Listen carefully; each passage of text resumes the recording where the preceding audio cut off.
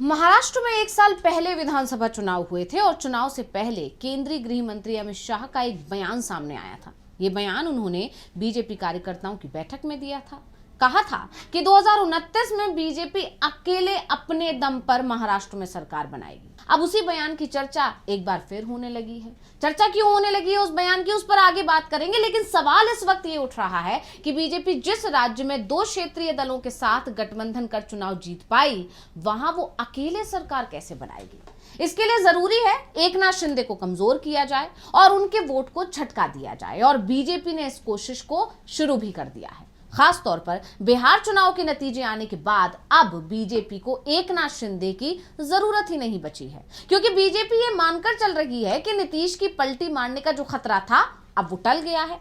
ऐसे में अब महाराष्ट्र में वो खुलकर फैसला ले सकती है। और बिहार चुनाव के नतीजे आए हुए 24 घंटे ही हुए थे कि देवेंद्र फडणवीस ने एक ऐसा फैसला ले लिया जिससे अब शिंदे भड़क उठे हैं, क्योंकि बीजेपी को अभी तक ये डर लग रहा था कि अगर उसने महाराष्ट्र में कोई फैसला लिया तो उसका असर बिहार पे पड़ सकता है, नीतीश सचेत हो सकते हैं। इसीलिए उसने बिहार चुनाव के नतीजे आने तक का इंतजार किया, और जब नतीजे आ गए तो अब महाराष्ट्र में खेल कर दिया है। तो फडणवीस के फैसले ने शिंदे की चिंता को बढ़ा दिया है, लेकिन उन्हें भी एहसास हो गया है कि फडणवीस अब शिवसेना को कमजोर करने की कोशिश में जुट गए हैं। यानी बीजेपी की जो राजनीति है, सहयोगी को इस्तेमाल करो, उसे कमजोर करो, उसका वोट हथियाओ और फिर उसे किनारे लगा दो। ये सब कुछ अब शिंदे के साथ होता दिख रहा है। तो क्या है बीजेपी का प्लान और कैसे महाराष्ट्र में बीजेपी का प्लान है नीतीश के लिए खतरे की घंटी, इस पर भी हम करेंगे चर्चा अपनी इस स्पेशल रिपोर्ट में। नमस्कार, मैं हूं अंशिता। बीजेपी को लेकर एक बात हमेशा से कही जाती है, और वो ये है कि वो अपने सहयोगियों के लिए अपने विरोधियों से ज्यादा घातक है, क्योंकि बीजेपी जिन लोगों के सहारे आगे बढ़ती है, किसी राज्य में खुद को मजबूत करती है, वहां की सत्ता में आती है,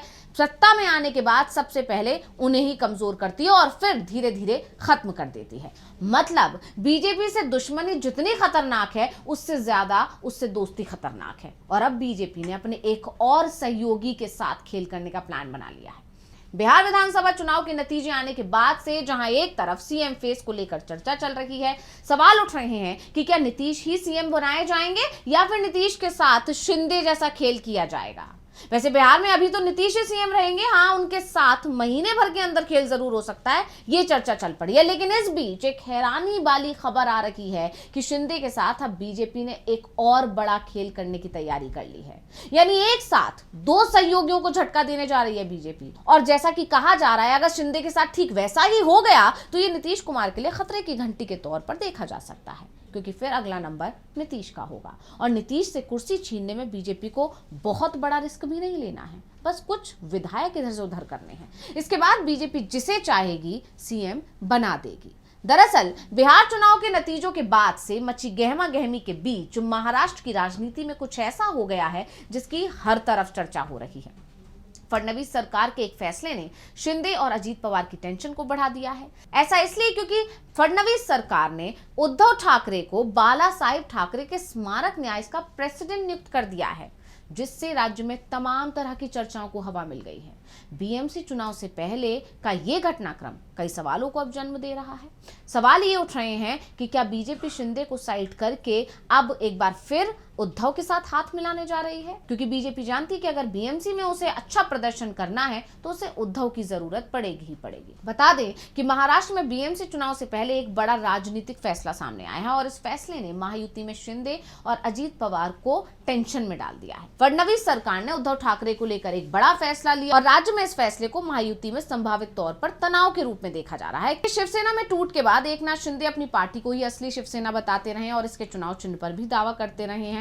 ये मामला सुप्रीम कोर्ट में भी चल रहा है। ऐसे में उद्धव ठाकरे को ये अहम पद सौंपना, वो भी फडणवीस सरकार की तरफ से, महाराष्ट्र सरकार की तरफ से, कई सवाल खड़े करता है, क्योंकि एक तरह से देखा जाए तो ये सिर्फ और सिर्फ बीजेपी का ही फैसला है और बीजेपी ने अपना फैसला सरकार पर थोप दिया है। और ऐसे में सवाल पूछा जा रहा है कि क्या ये महायुति में दरार का संकेत है, जहां बीजेपी अपने सहयोगियों को ये पद देने के बजाय उद्धव ठाकरे को ये पद दे रही है, जो कि विपक्ष में बैठे हुए हैं। हाँ, एक सवाल ये भी है कि क्या ये देवेंद्र फडणवीस का एक सोचा समझा कदम है, जो बीएमसी चुनावों से ठीक पहले उद्धव ठाकरे की पार्टी को बाला साहेब की विरासत के मुद्दे पर हमला करने से रोक देगा।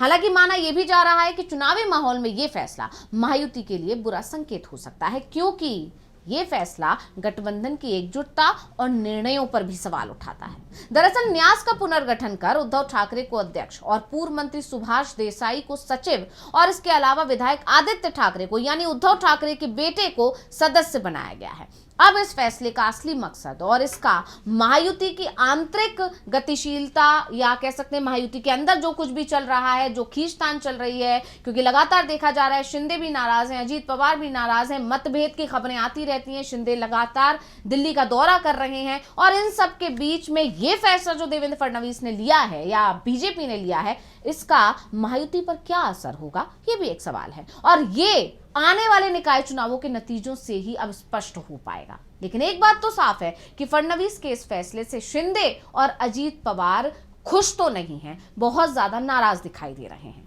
अब यहां पर चर्चा इस बात की भी चल रही है कि भले ही बीजेपी के दोनों सहयोगी इस फैसले से नाराज हों, लेकिन महाराष्ट्र में बीजेपी ने खुद को इतना मजबूत कर लिया है कि अगर ये दोनों सहयोगी यानी शिंदे और अजीत बीजेपी से अलग हो भी जाते हैं, एनडीए से अलग हो भी जाते हैं, तो भी बीजेपी को कोई नुकसान नहीं होगा, क्योंकि बीजेपी तो उद्धव पर डोरे डाल रही है और अगर उद्धव आ जाते हैं बीजेपी के साथ तो सरकार बनी की बनी रहेगी, बीजेपी को कोई नुकसान होगा ही नहीं, क्योंकि बीजेपी को महाराष्ट्र में बहुमत के लिए सिर्फ 13 सीटों की जरूरत है, जो उसके लिए बाएं हाथ का खेल है।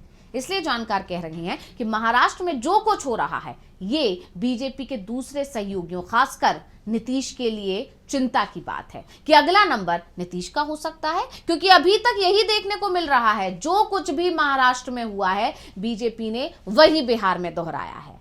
अब बीजेपी अपने फायदे के लिए कभी भी अपनी रणनीति में बदलाव कर सकती है, यह हर कोई जानता है और इसके अनगिनत उदाहरण अभी तक देखने को मिले हैं। सिर्फ महाराष्ट्र की ही अभी क्योंकि बात चल रही है तो आप जानते ही हैं कि महाराष्ट्र में सबसे पहले उद्धव की शिवसेना के सहारे बीजेपी महाराष्ट्र में एंटर होती है, फिर सत्ता में आती है, सत्ता में आने के बाद उसी शिवसेना को तोड़ देती है, 2 भागों में बांट देती है और फिर शिंदे के नेतृत्व में चुनाव लड़के फिर सत्ता में आती है और फिर अब शिंदे और अजीत को भी साइड करने में लग गई है। हालांकि लंबे समय से कयास हैं और ये दावे किए जा रहे हैं कि बीजेपी शिंदे को भी धोखा देगी, लेकिन बीएमसी चुनाव से पहले ही बीजेपी ऐसा करेगी इसका शायद ही किसी को अंदाजा होगा।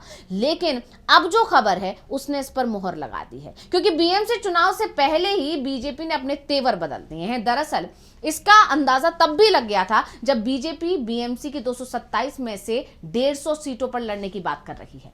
वहीं मुख्यमंत्री देवेंद्र फडणवीस का दावा है कि बीजेपी बीएमसी चुनाव में अपने दम पर कम से कम 100 सीटें तो जीतेगी। ऐसे में सवाल उठता है कि महायुति में शिंदे सेना के लिए क्या स्कोप है, शिंदे अपने पूर्व नगर सेवकों को कैसे मैदान में उतारेंगे, क्योंकि अगर बीजेपी 227 में से 140 सीट भी लड़ती है तो वो शिंदे गुट, अजीत पवार गुट और रामदास आठवले की आरपीआई को कितनी सीटें देगी, फिर 87 सीटें बचती हैं। ऐसे में शिंदे गुट के हिस्से तो मात्र 60 से 70 सीटें ही आएंगी।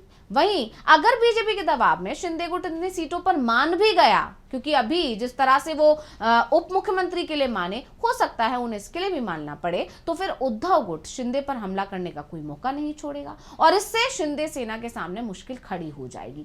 यानी बीजेपी ने हर तरह से शिंदे को फंसा दिया है। अब जहां एक तरफ सुप्रीम कोर्ट में असली शिवसेना की लड़ाई चल रही है, ऐसे में उद्धव ठाकरे को ये जिम्मेदारी देना, ये पद देना बताता है कि बीजेपी कहीं ना कहीं अब शिंदे को साइड करके एक बार फिर उद्धव को उनकी विरासत सौंपने की तैयारी में लग गई है और इसके पीछे की एक ही वजह है और वो है बीएमसी चुनाव। तो स्पेशल रिपोर्ट आपको कैसी लगी हमें कमेंट करके अपनी राय जरूर दीजिएगा। इसी के साथ मुझे दीजिए इजाजत। देखते रहिए डीवी लाइव। नमस्कार।